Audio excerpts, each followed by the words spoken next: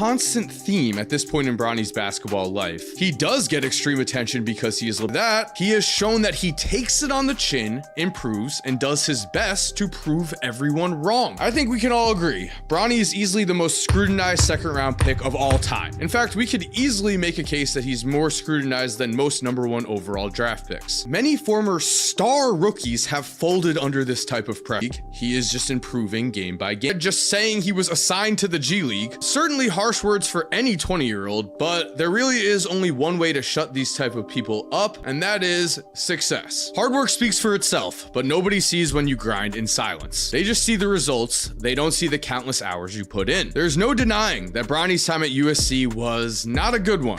They scream the opposite. None of that matters now though, because Bronny is in the league, he's already been drafted, and through massive growing pains, he is proving he belongs here. Does it matter if he couldn't score 30 in college if just 1 year later he's scoring 30 against professionals in the G League? We know the answer to that. Real concern that not only could have ended his basketball career if it was more serious, but also I'm sure had him fearing for his own life. Bronny though has continued to choose the hardest path possible. He could have transferred and gone to a different college and avoided all of this pressure. Instead, he leaned into it. He joined the NBA at a time where the players have been openly out to get him. In the season opener, Anthony Edwards did this. And you can hear the entire crowd hold their breath while Bronny shot that shot. It was reported that Ant told him, "You don't have to shower, you only played 3 minutes," which is classic Ant. I do love Ant's trash talk, but most second round picks are not exactly on Anthony Edwards' radar. This is Michael Jordan before the season even began, and Jalen quickly backtracked in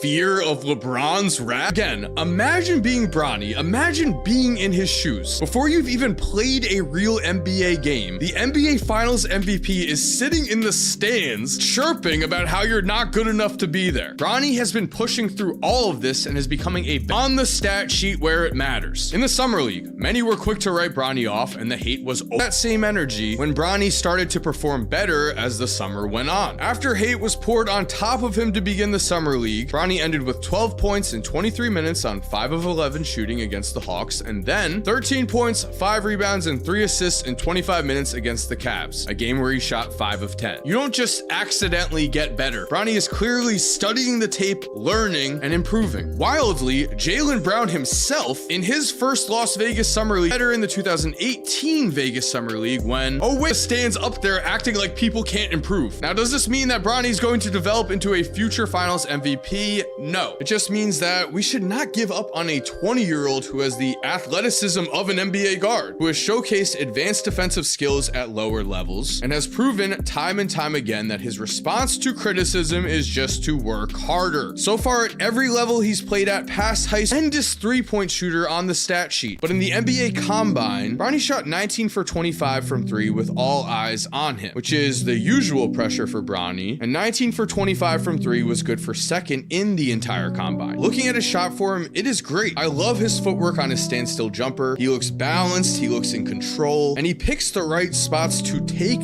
threes. They just haven't fallen yet. Now, some will say, well, that's because he can't shoot. I get it. That is understandable criticism. Others will say small sample size and he hasn't been able to adjust to the NBA game yet because he hasn't gotten enough playing time yet. In the preseason, Bronny followed the same formula we have seen. He struggled early on. He shot 0 for 7 from 3 in his first 5 preseason games. But then, write this off as a one-time thing, especially because in his 7 NBA, truly fair, 8 shots from the field, that is as small of a sample size as you can get. In the G League, where he's getting minutes, where he's able to improve, Bronny has again continued on that same path. Struggle, at telling in itself, if Bronny really did not belong, his teammates probably would be incredibly mad that he was getting minutes over certain players. Instead, they are proclaiming to the world, you are being too hard on him. He is better than you think. A 20-year-old just doesn't score 17 points in an NBA preseason game and then 30 in the G League if he doesn't have talent. It's not possible. Now, of course, all eyes will be on Bronny to see if the momentum continues, if he continues to play at a higher level than before. But the way he is using his body, his confidence, these are new things and they are an improved play style. To be honest, I'm sick of the Bronny hate, but I do think it is really fueling him. He does not run away from hate or hard work.